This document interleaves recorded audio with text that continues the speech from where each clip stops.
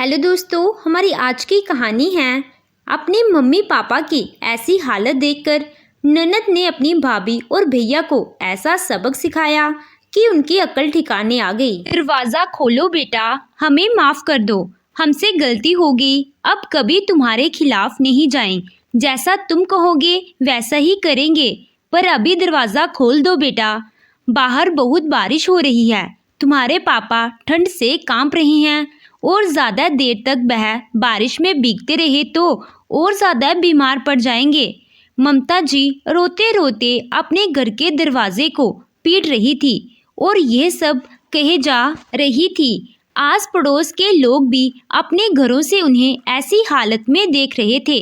उनकी भी आंखें नम हो गई थी कि तभी दरवाज़ा खुलता है और उनकी बहू पायल दरवाज़ा खोलते ही और कहती है, क्या हुआ बुढ़िया, निकल गई सारी हेकड़ी, शरीर में दम तो बचा नहीं, पर अकड़ तो ऐसे दिखा रही मानो हमारे बिना ही जी लेंगे। ममता जी आगे गिड़गिड़ाते हुए बोली, बहू दोबारा ऐसी गलती नहीं करेंगे, प्लीज़ हमें घर के अंदर आने दो, वरना विनोद जी कहते कहते वह फूट कर रोने लगी। तो पायल उनको ऐसे गिड़गिड़ाते हुए देख जोर जोर से हंसने लगी कि तभी अचानक उसके गाल पर किसी ने एक जोर का तमाचा लगाया। तमाचे की आवाज़ से नितिन भी दौड़ता हुआ दरवाजे तक आया तो देखा नितिन की छोटी बहन पायल पुलिस के साथ खड़ी है। उसे वहां देखकर दोनों के पैरों तले जमीन खिसक गई। पायल ने ही पारुल को जोर का तमाचा मारा था। नितिन गुस्सा कर बोला, तेरी हिम्मत कैसे हुई अपनी भाभी को तमाचा मारने की? क्या विदेश जाकर सारे संस्कार भूल गई है? कि तभी एक और तमाचा नितिन के गाल पर पड़ा। तुम्हारी हिम्मत कैसे हुई माँ बाबूजी को इतनी बारिश में बहवी बीमारी की हालत में घर से बाहर खड़ा करने की? तुम्हें क्या लगा था मुझे कुछ पता नहीं चलेगा? पायल की बात सुनकर दोनों आंखें फाड़कर उसको देखने लगे तो पायल बोली, ऐसे क्या देख रहे हो, शुक्र मनाओ सिर्फ चांटा मारा है, वरना आपने जो हरकत की है उसके लिए तो 3rd डिग्री टॉर्चर भी कम होगा। पायल ने देखा पापा की तबीयत लगातार बिगड़ते जा रही है। उसने जल्दी से एम्बुलेंस को फ़ोन किया। मम्मी आप लोगों के लिए एम्बुलेंस आ गई है, आप पापा को लेकर हॉस्पिटल पहुंचिए, मैं इन लोगों के इनके ठिकाने पहुंचाकर आती हूँ। ममता जी रोते रोते कहती हैं, बेटा छोड़ना मत इन्हें, इन्होंने तेरे पापा को बहुत सताया है, इनकी करने की सज़ा तो ज़रूर मिलेगी। पारुल तमक कर बोली, तू कौन होती है हमें सज़ा दिलवाने वाली, सबूत क्या है तेरे पास?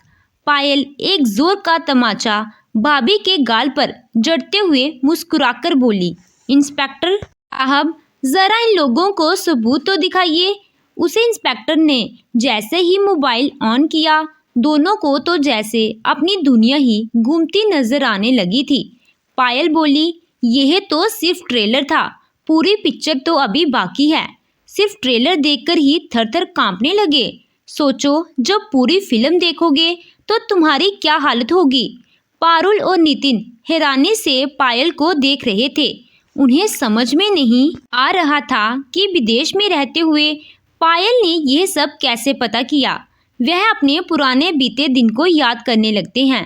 उसकी बहन पायल की शादी पहले ही हो गई थी और वह पति के साथ विदेश सेटल थी और नितिन की शादी को अभी 6 महीने ही हुए थे।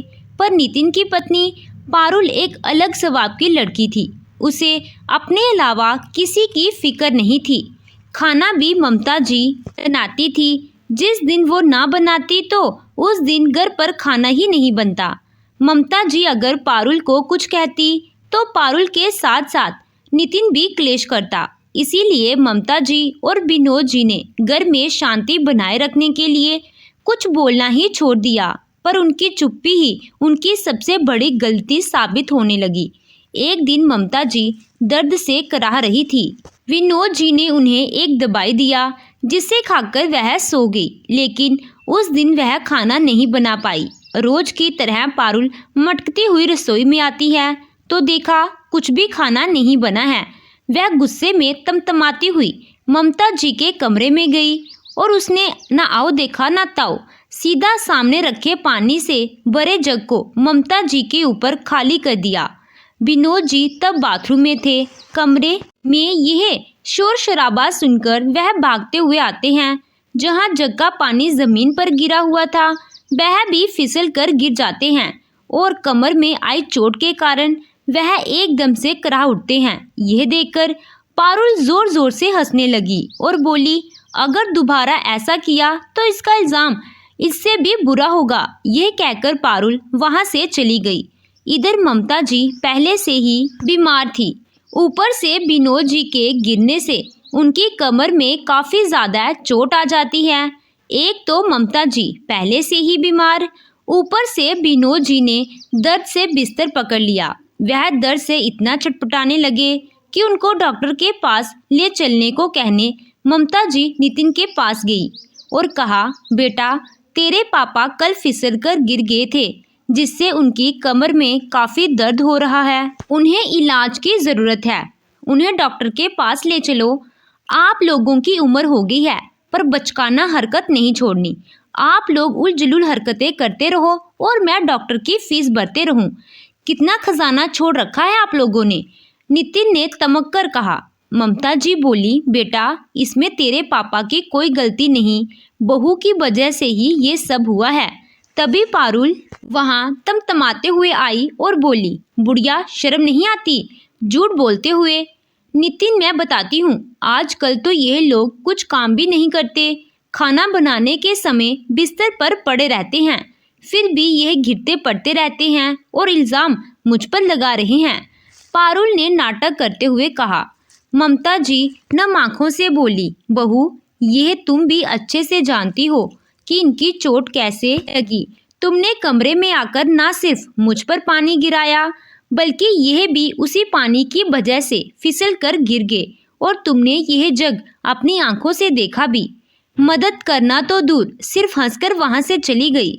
ममता जी कहते कहते रो पड़ी। बुढ़िया मैं यहाँ आप लोगों की सेवा करने आई हूँ क्या? और ज़्यादा आराम चाहिए तो इस घर से चले जाइए, यहाँ रहना है तो काम करना पड़ेगा, पारुल ने आंखें दिखाते हुए कहा। ममता जी बोली, बहू काम मैं रोज़ करती हूँ, पर कल बीमार थी और नितिन तू कुछ नहीं कहेगा इसे। इतना सब कुछ जानने के बाद भी चुपचाप खड़ा है। ममता जी ने बेटे की तरफ उम्मीद भरी नज़रों से देखा तो नितिन बोला, उम्र हो गई है तो बीमारी भी लगी ही रहेगी, तो हर रोज़ बीमारी का बहाना तो मत बनाइए। पूरा दिन पारुल घर संभालती है, थोड़ा आप भी हाथ बटा दोगे तो कोई तूफान नहीं आ जाएगा, नितिन ने कहा। ममता जी भी गुस्से में बोली, पूरा दिन यह घर संभालती है, इसे फ़ोन और अपने साज श्रृंगार से फुर्सत मिले तब तो यह घर संभालेगी। वह तो मैं घर की शांति भंग ना हो चुपचाप सारे काम कर लेती हूँ। क्या कहा आपने? मैं पूरा दिन बस फ़ोन और मेकअप करती हूँ। ठीक है यही सही, आगे भी यही करूँगी। तो कहिए क्या कर लेंगी आप? पारू ने चिल्लाते हुए कहा। बेटा अभी यह सब छोड़ो, पापा को ले चलो डॉक्टर के पास। तो वह बोला, कहाँ माँ, क्या छोटी छोटी बातों के लिए डॉक्टर के पास जाना, सिकाई कर दो, उनके ठीक हो जाएगा और उससे आराम भी आ जाएगा। और पारुल माँ कमरे से निकल जाए तो दरवाज़ा बंद कर देना, मुझे अभी आराम करना है और मैं नहीं चाहता कोई मुझे तंग करे, नितिन ने चादर तान कर कहा। ममता जी समझ जाती हैं कि नितिन उसकी मदद नहीं करने वाला। जिस बेटे के एक आह से उसके पापा पूरी रात जगते थे, आज उसी बेटे को अपने पापा के दर्द की आवाज़ सुनाई नहीं दे रहा। यह सोचते हुए अपने आंसू को पोंछते हुए ममता जी उस कमरे से चली जाती हैं।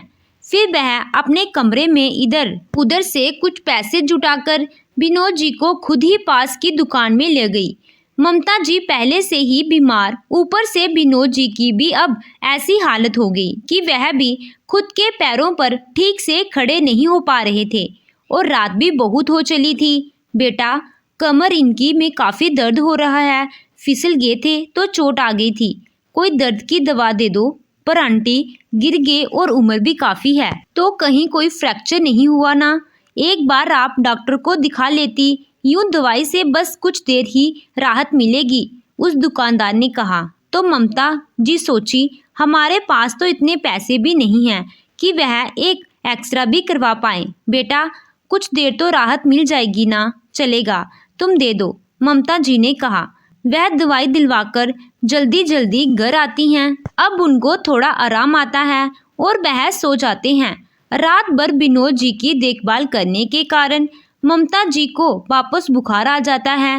वह भी दवाई खाकर सो जाती हैं। सुबह देर तक दोनों सोए थे। इधर पारुल तो गुस्से से उबर रही थी।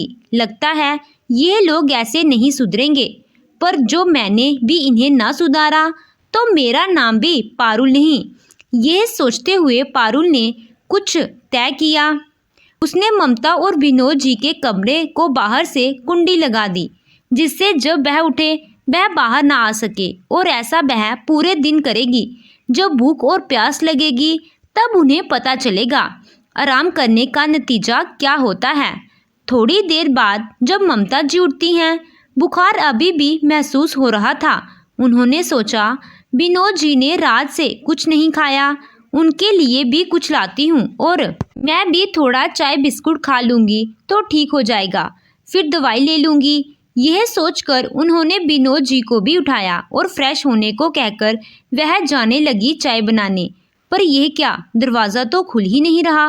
लगता है अटक गया है। सुनिए जी, यह दरवाज़ा नहीं खुल रहा है, ममता जी ने कहा। फिर विनोद जी ने आकर कोशिश की और कहा, ये अटका नहीं है, बाहर से बंद है। बाहर से बंद? पर बाहर से कौन बंद करेगा और क्यों? ममता जी ने कहा। अब तुम इतनी भी नासमझ नहीं हो कि इतना भी ना समझ पाओ। बाहर सोता देख उसे हजम नहीं हुआ होगा तो अब हमें सताने का यह तरीका निकाला है, ममता जी ने गुस्से में कहा। फिर ममता जी गुस्से में जोर जोर से दरवाज़ा पीटने लगती हैं और कहती हैं, खोलो बहू, दरवाज़ा खोलो, यह तुम बहुत गलत कर रही हो। पर उनके चीखने और चिल्लाने का कोई फ़ायदा नहीं हुआ। सुबह से शाम हो गई। दोनों भूखे प्यासे कमरे में लेटे रहे और आंसुओं को पीते रहे। भूख के मारे दोनों की ही हालत खराब होती जा रही थी और ममता जी का बुखार और ज़्यादा बढ़ने लगा था। तभी विनोद जी का फ़ोन बज उठता है। देखा तो उनकी बेटी पायल का फ़ोन है। पायल का फ़ोन देखकर दोनों और ज़्यादा बाबुक हो गए, पर फिर बोले, कहना मैं बाथरूम में हूँ, मुझसे तो बात नहीं किया जाएगा। और सुनो, 7 समुंदर पार रहती है तो इसे सब कुछ बताकर परेशान करने की ज़रूरत नहीं। हम अपनी परेशानी खुद झेल लेंगे। वैसे भी यह बेचारी उतनी दूर से कर भी क्या पाएगी? आ तो पाएगी नहीं, पर फ़ोन पर अपने भैया भाभी से झगड़ा जरूर कर लेगी। और यहाँ नितिन और पारुल हमें और परेशान करने लगेंगे। मैं बस और अशांति नहीं चाहता। हाँ जी, आपको क्या लगा मैं बताऊंगी क्या सब कुछ? जब किस्मत में दुख झेलना लिखा हो तो फिर कोई कुछ नहीं कर सकता। वैसे भी बड़ी मुश्किल से तो इसका भी घर बसा है। ममता जी ने यह कहते हुए फ़ोन उठा लिया। कमरा नहीं खुला। ममता और विनोद जी बारी बारी से जाते, दरवाज़ा देखकर चले आते। इधर विनोद जी का दर्द फिर बढ़ गया था और उन्हें गोली लेनी थी, पर लेते किससे? कमरे में तो पानी कब का ख़त्म हो चुका था। बेचारे बेबस दोनों एक असहाय की तरह कमरे में भटक रहे थे। फिर ममता जी कहती हैं, बाथरूम में पानी तो है ना, उसी से ले लीजिए गोली। पर वह पानी तो हम पीते नहीं ना, विनोद जी ने कहा। जब जिंदा ही नहीं बचेंगे तो साफ और गंदे पानी का फ़र्क करके क्या फ़ायदा? पता नहीं यह कभी हमारा दरवाज़ा खोलेंगे भी या नहीं, या फिर हमें ऐसे ही मारने का प्लान बना रखा है, ममता जी ने नम आंखों से कहा। ममता एक वादा मांगी कि बेटी से कुछ न कहना। अभी अभी तो उसका रिश्ता जमाई जी के साथ ठीक हुआ है। कहीं हमारे लिए वह सब कुछ छोड़ छाड़ ना आए जाए। हम और कितने दिन ही जिंदा रहेंगे और उसकी पूरी जिंदगी बाकी है, विनोद जी ने रोते हुए कहा। पर मैं यह सोचकर हैरान हूँ, नितिन तो अब तक आ गया होगा, क्या उसको पता नहीं होगा ये सब? ममता जी ने कहा। पता नहीं होगा या फिर उसी ने कहा होगा, यह तो कह नहीं सकते, पर अब मुझे नितिन से कोई उम्मीद नहीं है। अगर उसे पता भी होगा तो भी वह कुछ नहीं करेगा। अपने गांव के घर को बेचकर इस नालायक को पैसे दिए थे इस घर को खरीदने के लिए। कहा था सब साथ रहेंगे, पर अब ऐसा कुछ भी नहीं। तब ऐसा ना किया होता तो ऐसे हालत ना होती। विनोद जी ने कहा। वह लोग तो यह सोचकर सो गए कि शायद आज ये लोग दरवाज़ा नहीं खोलेंगे, पर फिर अचानक से उनका दरवाज़ा किसी ने खोला। देखा तो नितिन और पारुल थे। नितिन को देखकर ममता जी को अपने गुस्से पर काबू नहीं रहा और वह जाकर उसे लगातार कई चांटे लगाकर कहती हैं, नालायक, क्या इसी दिन के लिए तुझे पैदा किया था?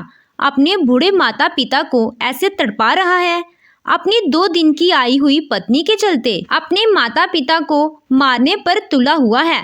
शर्म आती है तुझे अपना बेटा कहने में। इस पर नितिन ममता जी को जोर का धक्का देकर नीचे गिरा देता है और इससे ममता जी की चोट भी लग जाती है। यह देखकर विनोद जी भी अपना आपा खो देते हैं और नितिन को वह भी कुछ चांटे लगाकर कहते हैं, और कितना गिरेगा तू? आज जो हरकत तुमने दोनों ने की है ना, उसके बाद तो अब हम इस घर का कोई काम नहीं करेंगे। पहले तो बीमारी की मजबूरी से नहीं करते थे, अब जानबूझकर नहीं करेंगे। तुम्हें जो करना है कर लो, तो फिर निकल जाइए इसी वक्त इस घर से, पारुल ने चिल्लाकर कहा। हम चले जाएंगे, पर जब हमें नितिन हमारा सारा पैसा दे देगा जो मैंने अपने गांव की जमीन बेचकर यह घर खरीदने के लिए दिया था। विनोद जी ने कहा। कौन से पैसे बुड्ढे? बड़ा आया पैसों का हिसाब लेने वाला। इतने दिन जो यहाँ खाया पिया वह क्या मुफ्त में हो गया? और अब जब आपने पैसों का हिसाब मांग ही लिया है तो अब आप लोग का यहाँ रहना भी संभव नहीं। निकल जाइए यहाँ से, पारुल ने कहा और ममता और विनोद जी का हाथ पकड़कर खींचते हुए घर से बाहर कर दिया। बाहर झमझम बारिश हो रही थी और नितिन, पारुल ने ममता जी और विनोद जी को भूखे प्यासे बीमारी की हालत में बाहर निकाल दिया। बारिश में वह लोग भीगते हुए और बीमार पड़ने लगे थे। इसीलिए ममता जी बार बार रोते हुए दरवाज़ा पीटकर उन्हें अंदर लेने को कह रही थी, पर पायल वह अचानक कहाँ से आ गई? जब विनोद जी ममता जी को पायल कुछ भी बताने से मना कर रहे थे, उस वक्त ममता जी पायल को फ़ोन लगाकर फ़ोन अपने हाथ पर टिका रखी थी ताकि पायल को सारी सच्चाई का पता चल जाए। ममता जी अपने बारे में सोचकर पायल को सब सच बताना चाहती थी, बल्कि उसे अपनी भैया भाभी की सच्चाई का पता हो ताकि भविष्य में जब वह ना रहे तो वह अपने भैया भाभी पर आंख बंद कर विश्वास ना करे। अरे पायल, तू यहाँ क्या कर रही है? सबूत देकर नितिन ने सकपकाते हुए कहा। मैं तो यहाँ आप लोगों के लिए ही आई हूँ, पायल ने कहा। तू जो यह सब देख रही है ना, ऐसा कुछ भी नहीं है। मम्मी पापा बार बार अपनी मनमानी करते रहते हैं, जिससे उनकी तबीयत बार बार खराब हो जाती है, और इन्हें सबक सिखाने के लिए मैंने उन्हें घर से बाहर किया। पर देखना, यहाँ भी बच्चों की तरह बारिश में भीगने लगे। इन्हें अपनी उम्र की ज़रा भी फिक्र नहीं, नितिन ने नाटक करते हुए कहा। नितिन को झूठ बोलता देख पारुल ने जोर का तमाचा उसके गाल पर जड़ा और बोली, बस बस मेरे प्यारे, इतना बोलकर अपनी शक्ति खत्म मत करो, जेल में शक्ति की ज़रूरत पड़ेगी, पायल ने कहा। जेल? कौन जाएगा जेल और क्यों? हमने ऐसा कुछ नहीं किया जिससे जेल जाने की नौबत आए। ये सब हमने नहीं किया, पारुल ने कहा। भाभी, मम्मी पापा को भूखे रखना, घर से निकाल देना बारिश में, फिर उनके ऊपर अत्याचार करने के लिए जेल तो जाना पड़ेगा ना, पायल ने कहा। फिर यह रिकॉर्डिंग ध्यान देगी भैया, चिंता मत कीजिए, मुझे पता था आप ऐसा ही कल कहेंगे, इसीलिए तो यह नाटक इतने दिन और चलाना पड़ा, वरना मम्मी पापा के ऊपर इतने अत्याचार करने के लिए मैं तो कब का आप दोनों को सबक सिखा देती, पायल ने कहा। पर यह रिकॉर्डिंग कैसे हुई? नितिन ने हैरान होकर पूछा। बताती हूँ भैया, मम्मी को मैंने एक पेन जिसमें रिकॉर्डिंग भी हो सकती है, और उसे मैंने 1 हफ्ते पहले ही भेजा था और कहा था जब तक मैं नहीं आती ये सब थोड़ा बर्दाश्त कर लीजिए और हो सके तो ज़्यादा से ज़्यादा सबूत इकट्ठा कीजिए। इस पेन की रिकॉर्डिंग कैसे होती है मैं आपको सिखा दूंगी। बस जब भी ऐसा लगे कि भैया भाभी कुछ ऐसी वैसी हरकतें करने वाले हैं, इस पेन को अपने बदन पर ऐसे लगा लेना, यहाँ से पूरा वाक्य रिकॉर्ड हो पाए। पायल के यह कहना खत्म हुआ था कि ममता जी कहने लगी, हाँ, और उस दिन जब पूरे दिन हमें कमरे में बंद रखने के बाद दरवाजे की खुलने की मुझे भनक लगी। मैंने झट से इस पेन को अपनी साड़ी में लगा लिया। बस उसी से मम्मी ने सारी रिकॉर्डिंग कर ली। उसके बाद पुलिस को सामने देखकर वह सकपकाने और गिड़गिड़ाने लगता है। रितिन रोने लगता है और ममता जी के पैरों में गिरकर माफ़ी मांगने लगता है। तब ममता जी कहती हैं, क्यों बहू, आज क्यों रोना आ रहा है? जब तपकी बुखार में तुम मुझ पर पानी डाला था और पापा फिसल गए थे, तब तो बड़ी हंसी आ रही थी। जाओ, बहुत आराम का जीवन बिता लिया, अब थोड़ा कष्ट तुम लोग भी सह लो। जिंदगी काटना। बेटा भी माँ के पैरों में गिड़गिड़ाने लगा। माँ, आज के बाद हम ऐसा नहीं करेंगे। ममता जी बेटे को एक जोर का थप्पड़ लगाई और बोली, खबरदार, अगर मुझे माँ कहा तो तुमने मेरे साथ ये सब किया होता तो एक बार को तो मैं तुम्हें माफ़ भी कर देती, लेकिन तुमने जो मेरे पति के साथ किया है, सबक के लिए मैं तुम दोनों को कभी माफ़ नहीं करूँगी। ममता जी ने एक नज़र में अपने बेटे बहू को पुलिस के हवाले कर दिया और दोबारा कभी मुड़कर उनकी तरफ नहीं देखा। बेटे को वह घर और पैसे वापस करने पड़े, जिसे बेचकर पायल ने विदेश में ही अपने मम्मी पापा को एक छोटा सा घर दिलवा दिया, जिससे वह अपने ससुराल और अपनी मम्मी पापा की ठीक से देखभाल कर सके। ममता जी और विनोद जी भी बेटी के साथ अब विदेश में खुश रहते और उधर नितिन और पारुल, जिनके हाथ में अब कटोरा लेने की नौबत आ गई और वह अब धर धर की ठोकरें खाते। दोस्तों, बड़ा अजीब युग आ गया है जहां बच्चों को अपने माता पिता बोझ लगते हैं और वह बन जाते हैं पत्थर जैसे कठोर। वहीं इन बच्चों को बड़ा करने में माता पिता एक पल में छोड़ देते हैं अपने अरमानों की डोर। तो दोस्तों, आपको ये कहानी कैसी लगी कमेंट कर ज़रूर बताएं। कहानी अच्छी लगी हो तो वीडियो को लाइक कीजिएगा, चैनल पे नए हो तो चैनल को सब्सक्राइब कीजिएगा। Thank you.